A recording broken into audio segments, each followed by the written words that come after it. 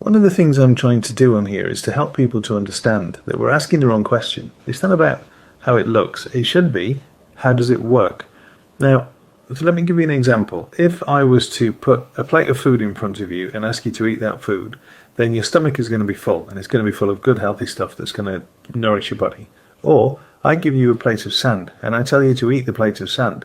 At the end of it, you're going to be full both ways, but one of them is going to nourish you, and one of them is just going to sit there like a lump of sand and do you no good whatsoever. Sometimes when we're talking about aesthetic treatments, we need to be focusing on how this thing is going to achieve its result, not how it's going to look when it's in the skin. So you can take the example of things I've talked about previously, sculpture for instance.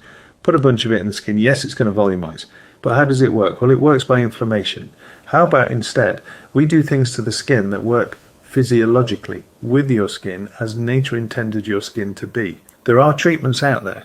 It's a whole different approach to aesthetics to that which we've been doing so far, and I want to shift as much as I can the narrative from how does it look to how does this work. And if we can start asking those questions, then we're putting ourselves in a much better position to look after our skin's health properly, not just the way that we look, but the way that we are.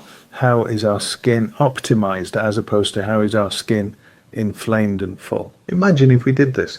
It's actually quite revolutionary. If we just ask that simple question, how does it work? And we focused on achieving the results the best and the most healthy way possible, so that in 10 years time our skin is actually really healthy, as opposed to we dip in and out of treatments that for 3 or 4 months make us look good, but who knows what they're doing in 10 years time, and our skin health is definitely not improving. How does it work physiologically, optimizing versus what does it look like at the end of this treatment today?